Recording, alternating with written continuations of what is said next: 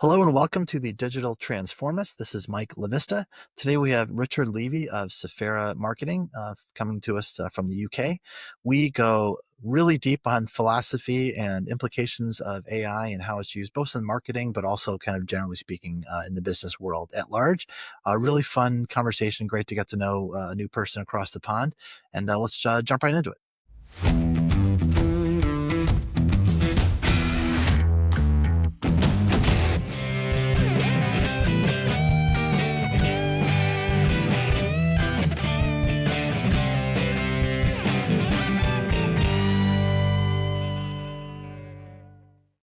Hello and welcome to the Digital Transformist podcast. I'm Michael LaVista, and we're here today with Richard Levy of Sophera Marketing, and excited to get into today talking about how people are using AI in the marketing space. I know a lot of people, just generally speaking, are worried about, is AI coming for my job? And I've talked a little bit on the podcast about how it's probably someone who's figured out how to use AI is coming for your job as opposed to just AI in and of itself.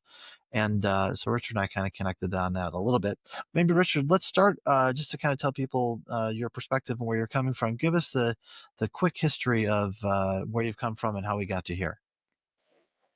Sure. Firstly, it's great to be on your show, Michael. So thank you so much for the invite.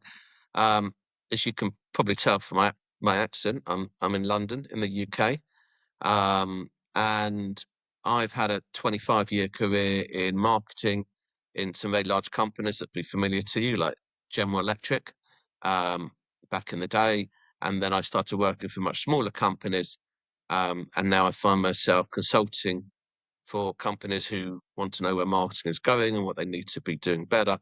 And I'm also lucky enough to teach at Cambridge University once a month on marketing. So I'm getting the best of all worlds at the moment. That's fantastic. Well, so let's jump into actually maybe we'll tie into this your work at Cambridge real quick.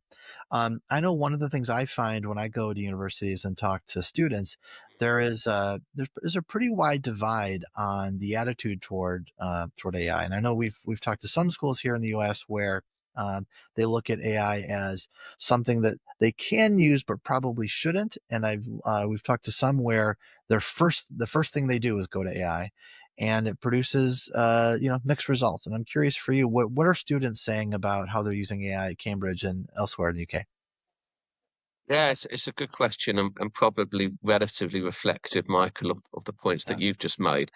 I think there is a growing realization from that student population and beyond that AI is here to stay. This is not another fad or a trend or something that's going to come in and out. It's a little bit like if you're old enough, you remember when the internet first came in, and those in the know said, "Look, this is going to transform the way we work and the way we live." And I think people generally, as humans, find it hard to imagine what they can't see, and therefore it takes time, and then they see it, etc. But definitely I think the younger generation are more on top of it. The older generation, perhaps with a bit of historical bias, want to keep things as they are, and this is the way we've always done it. But I think AI, which presents huge opportunities and equally, I think, some threats, is certainly, I think, seen as the way forward and seen as something that you've got to master if you're going to have a successful career in whatever profession Agreed. that may be. Yeah. Well, so I think one of the things we talked about before we got on camera here that I do agree with. I want to give you a chance to talk about it. Is where AI use goes a little wrong in the clients that I talk to is they're focusing so much on the tactic of how can we use AI to do a thing or, to make some code that they completely, miss the idea that strategy is still very, very important, and that, investing time and energy and going in the wrong direction can be really costly and damaging to the business. And I imagine the same is true for marketing. So I wonder if you might talk about, where strategy is still valuable and how AI fits into the picture for marketing. Yeah, it's a really good question. The first thing I'd say about sort of marketing generally is that there is this urge to jump straight to the tactics, which is that promotional element and the adverts and the creative that you'll be familiar with. But I would urge anyone, AI or otherwise, to start with the strategy. In fact, there's three bits to it, right? There's the diagnosis of the market, then there's the strategy that comes out of it, and then there's the tactics. What we're seeing a lot of AI at the moment is for that last bit, for the tactical bit. Make me 100 adverts with a cute cat in it. Make me 50 adverts with a dog in it. Right? Make 50 headlines that can work on my advert. What that's missing, and I think it's a big miss, is all the stuff that comes before. So in marketing terms, that would be, what does the market look like? Who are we targeting? Because we're not targeting everyone, clearly. What's our position, as in how we're different from anybody else? So all that kind of stuff could be missing. And then you have this big choice of, well, we can't go after everyone, so we've just got to be a bit niche, and we've got to go after that segment, but not that segment, because that's been taken up already by different players, so we're not going to win there.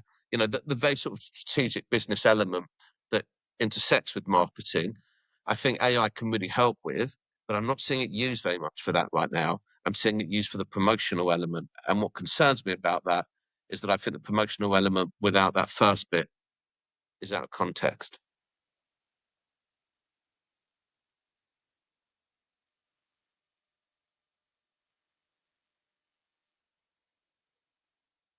Can you hear me? Oh, sorry, Richard, I lost you there for a second. I'll try to edit that together Yeah. later. Okay. Um, Yep, sure. Apologies, it was my. Remind me, so what did you finish up? So no, What were I, you just I saying? think a lot of people are using AI for that creative bit, for what does my advert look like? But the strategy bit of, who am I targeting? What's my message? How do I stand out? What are the segments we should be going after? That's the really crucial bit, and AI can help with that, but I don't often see it being used for those reasons. Interesting. Do you see a world, if you were to get in a time machine and go ahead, let's say a couple years, 3 years, um, is there a world where, what does the world look like where strategy probably still being done by humans or assisted by AI? Do you like some of the tactics you've seen? Like if it were guided better, do you like some of the outputs, or do you think the outputs are still lacking as well? I think the outputs, Michael, are representative of the inputs. So if we're Hmm. lazy with the inputs and ask one very simple question, we probably get a very simple answer. And as you know, and I know, the world is more nuanced than that. So I think what we need to do with AI is go deeper and make it work much harder. What we're looking for at the moment is the quick and easy wins. Make me a LinkedIn post that goes viral, right? Do something really simplistic. Now, if you're going to put something as shallow as that in, you're probably going to get something as shallow back. But actually, if you really think about it, and a lot of B2B marketing is about content and thought leadership and leading the way in certain industries. That's not easy. But you could train AI quite easily, though, to cover it, but you've actually just got to make sure that what you put in is actually thoughtful and meaningful in the first place. I live on an 80-20 rule. I think AI can do 80% of it, but the more important is the 20% that you have to do. That's such a great analogy. I do think that's true for so many things. So talk about some things that you think have been successful on the strategy side, of the 20 side. What can AI be used to do effectively, and where might you draw a line about this is where humans take over the wheel and drive? Yeah, but if you look at my marketing consultancy that I do, right, that there is an argument that every company out there needs to get its brand out there and be known for something. So you could say that, the world is my target market. But actually, what I could do is then talk to AI and say, I can't go after everyone. What segments really need someone who offers what I offer, given this is my background? How do I approach them, and what is the potential total market opportunity? So what's the opportunity I'm going after? Now, I could do that myself, Michael, and it would probably take me a few weeks to analyze the data and go through it, or I can get AI to do it in a matter of minutes. But I have to really tell AI what I'm looking for. You think of the detail that goes into our lives, right? I mean, am I looking for flexible working? Am I working 9 to 5? Am I based in London? Can I move elsewhere? What's the size of the company that need me? What's the size of the company that can afford me? How long should an assignment be? What am I specializing in? All that kind of stuff, I have to think about myself. Then if I Yeah, can put that into AI, then it should come out with a pretty good answer. But if I'm lazy and say, what companies in the UK need a marketing consultant, I'm going to get a yeah, very, very long list back. yeah, So I have to do it myself. And it's the same with whoever, whatever company is targeting whatever industry, you've got to really, really think about who you are, and be honest about that. So I don't want them to send me overnight to Manchester for 4 nights a week. I can't do that from a personal point of view. You have to tell it that, so it can really start narrowing it down. That's interesting. So I wonder if you have a take on an idea I've been thinking about for a little while with AI, which is that what I like about your idea with segmentation, I think I've watched a few of your other videos that you've got online. The idea that segmentation is so important, and what I hear when I think about segmentation is I hear it's important for companies to focus because, as you say, it's easy for the world to be your oyster and for everything, every company to serve every customer everywhere. But with focus, I had someone once tell me this idea that if you narrow your market, you broaden your reach because you're the only person who does X, Y, Z, and that's really important. But I wonder with AI, one of the things I think that's interesting for companies to consider is maybe in a way that they couldn't before, they might be able to reach longer tail markets that were inaccessible because of what just wasn't Mm, practical. But now maybe it's practical for someone like a big company to take on either a region or a product or a vertical or something they hadn't before. Um, for you, is that viable or does that risk sort of a fundamental principle about honing in on a segment in a market and how that might be damaging to the business or helpful? I'm just curious your take on that. yeah, it's a very interesting question. I think it's complementary, but again, you've just got to be clear on what you would like. So, for example, I don't tend to work with really big companies. They tend to have several hundred people in their marketing Yeah. department.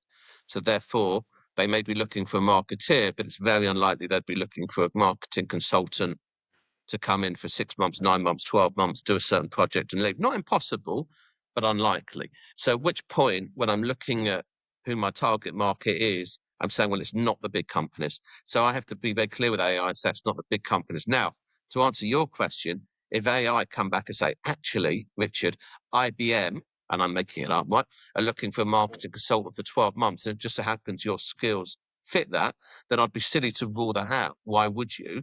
But I think Michael Porter once said that strategy is about what you don't do, not what you do Yeah. do.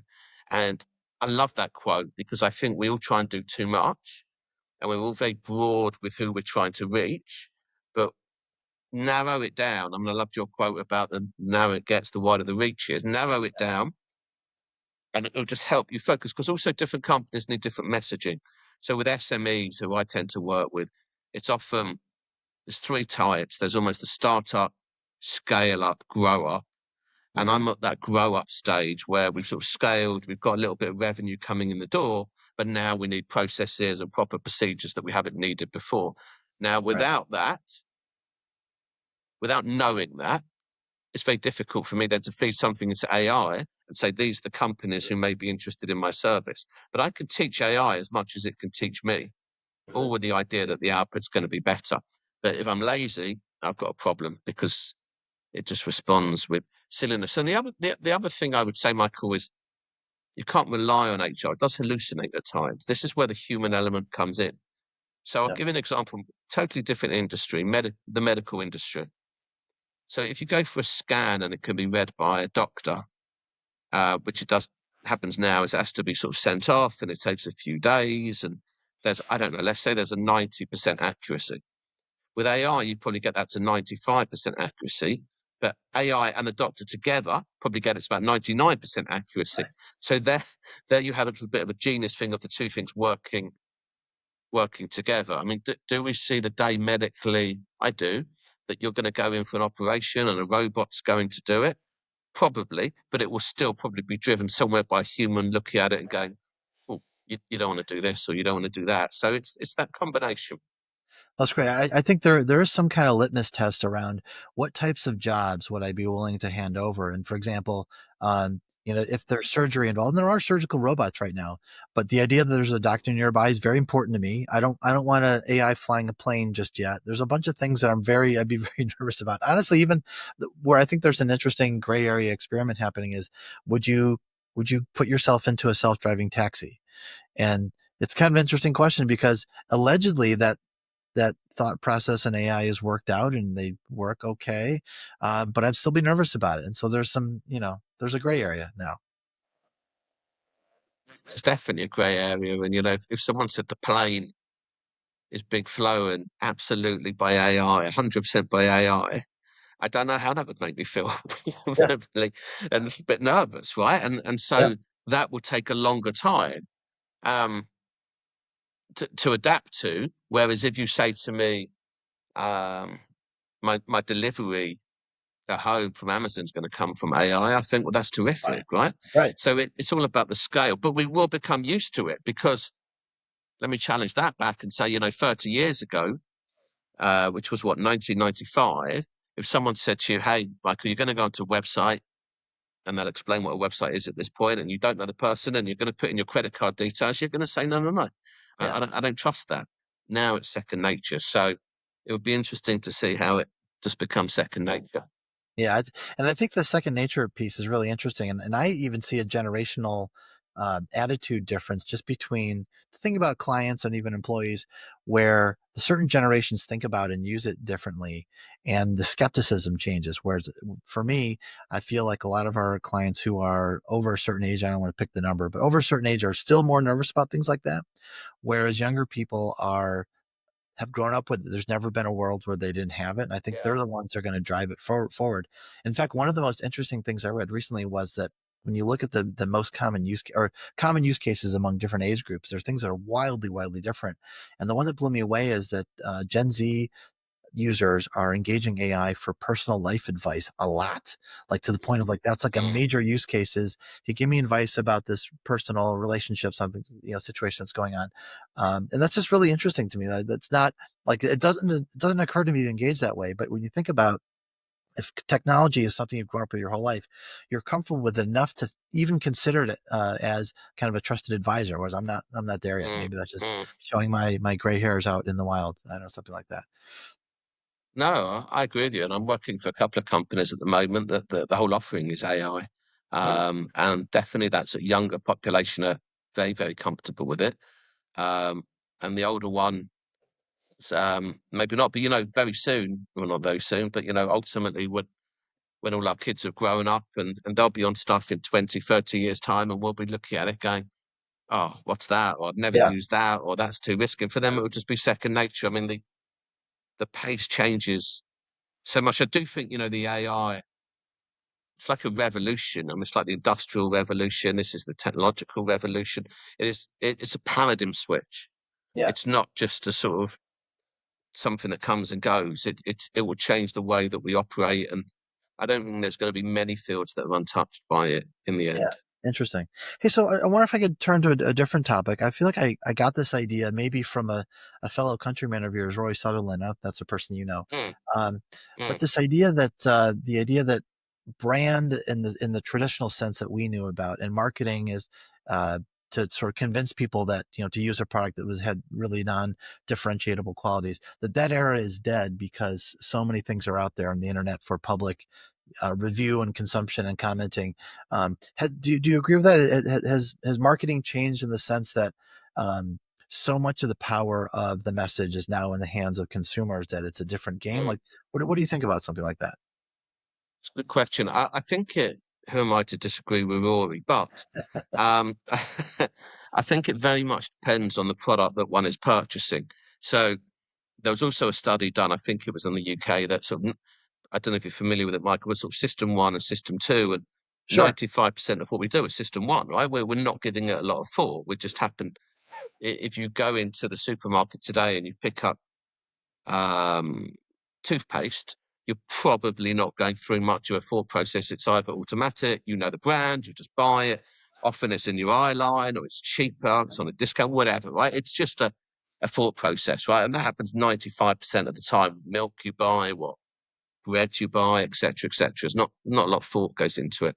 You certainly don't go away, look at reviews, and then decide what the best toothpaste is, right? You just for £2, $3, you just make your choice, right? I'm hoping that's the case, Michael. Anyway, Yeah. tell me if I'm No, I wrong, but I agree. I think that's agree. the Yeah. case. Yeah. I buy the Um, same brand and I then have for 30 years.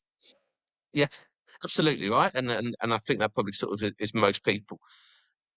Then I think what's interesting is you then look at the sort of bigger decisions where you're definitely going to seek out customer reviews, and places like Amazon have taught us the importance of reviews or trained us to look at reviews or TripAdvisor, all these different sort of review sites that have led the customer to be much more in control because actually 30 years ago, the customer had a bad experience. They could only tell 5 people.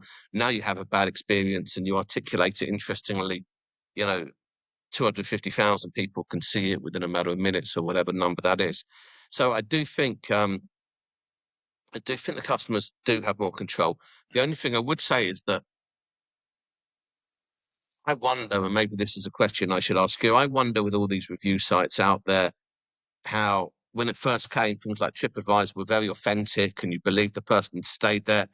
Now there's, there's reviews and you're thinking, I'm not quite sure how genuine that review is, whether that review be good or bad. So there's now a sort of skepticism that's Yeah. even coming into the customer. I'll tell you a story. I posted about it on LinkedIn today. I bought a power bank for my iPhone, and you probably have it over there, right? It's metal and it sticks on the back of it, and it's just much more handy because there's no wires. And it was good. It was good, right? It did its job. It was pretty cheap. It was good. And I got it from Amazon, and I received a card from the company 2 days ago, and they said, if you leave us a 5-star review, we'll give you a £20 Amazon voucher, but only if you leave us a 5-star review. And I was thinking, oh, are you serious, right? And then they said, do not disclose this on your review, that we're paying you any money for it.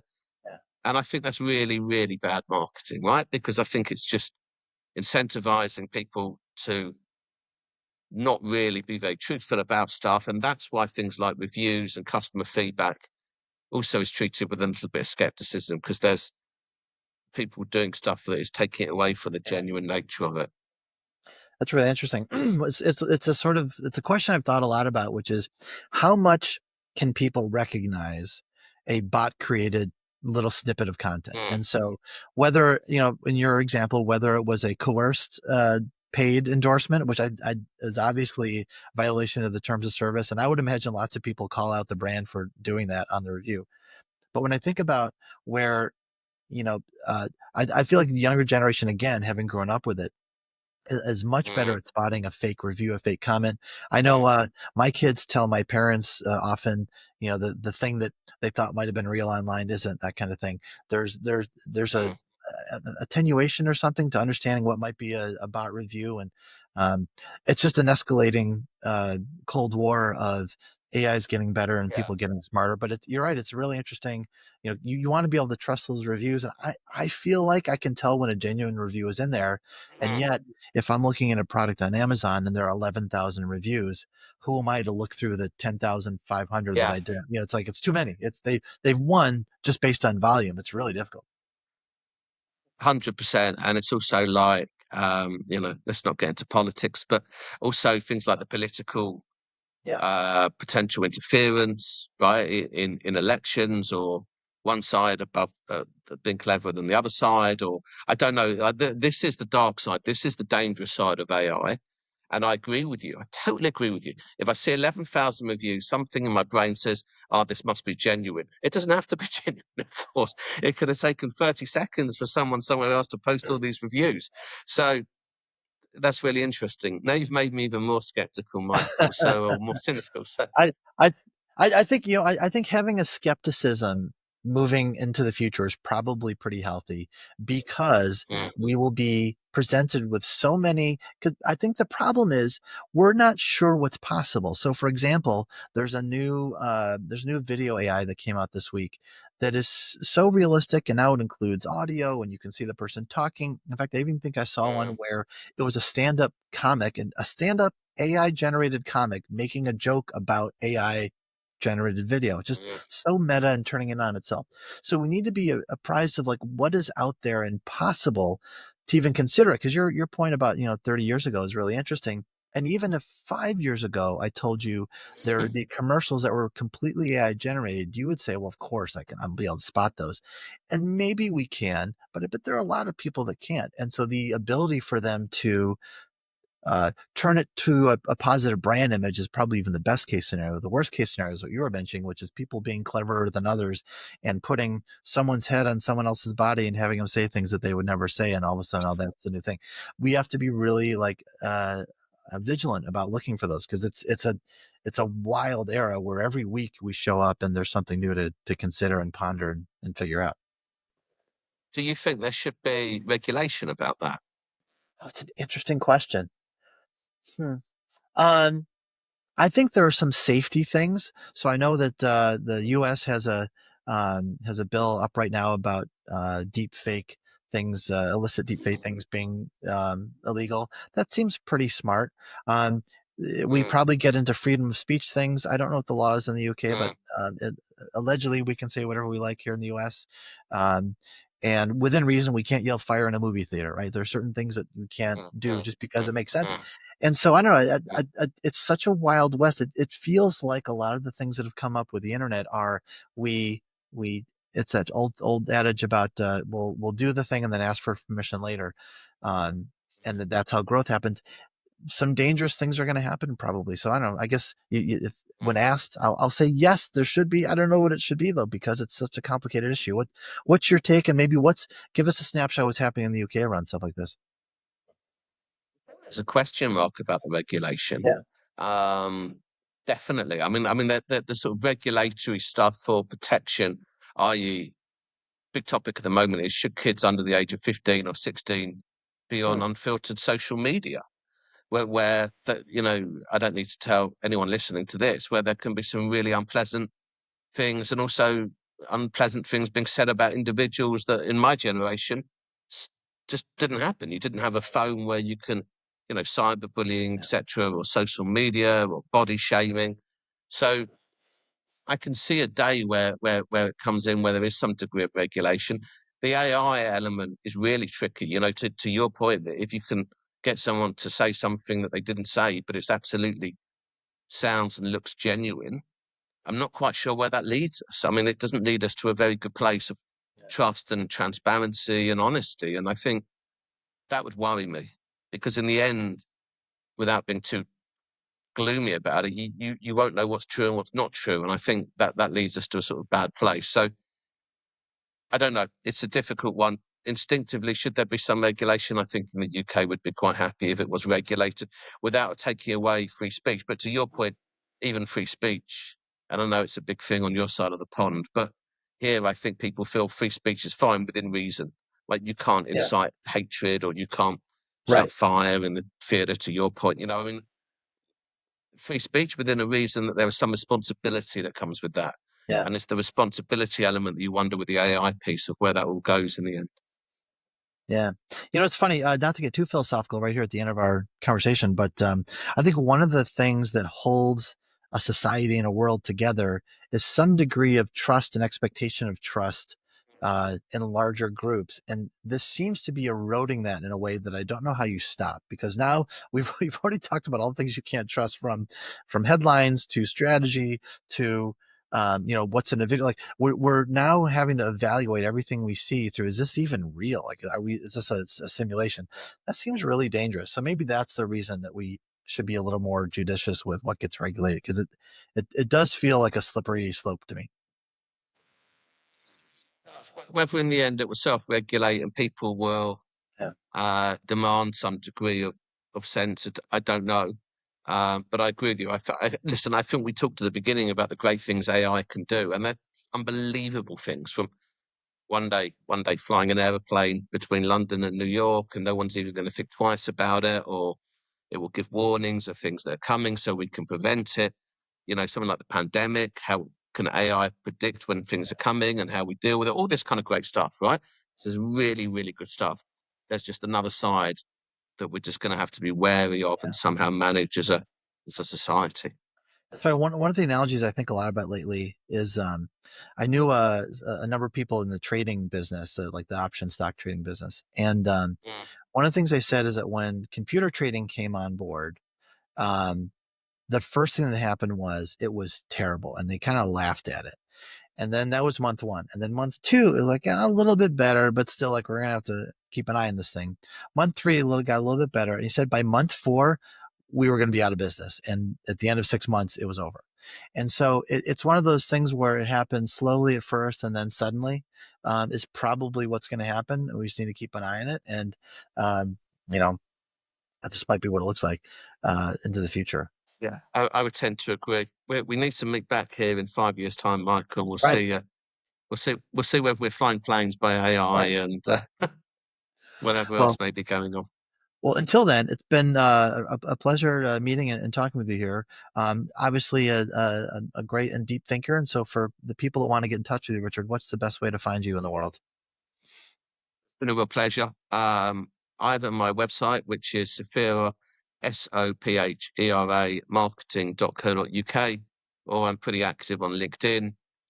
Richard Levy one, the number one is where you'll find me on LinkedIn. Please connect, discuss, debate, disagree, and we'll keep the conversation going. Great, Richard. It's been a pleasure, and I'd love to see you sooner than 5 years from now. Definitely. Look forward to it. Thanks, Great. Michael.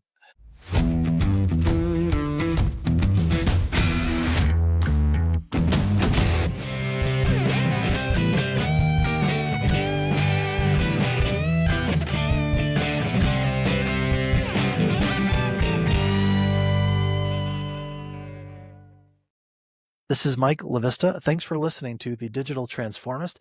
If you like this kind of content, subscribe and you can hear about new episodes when they come out.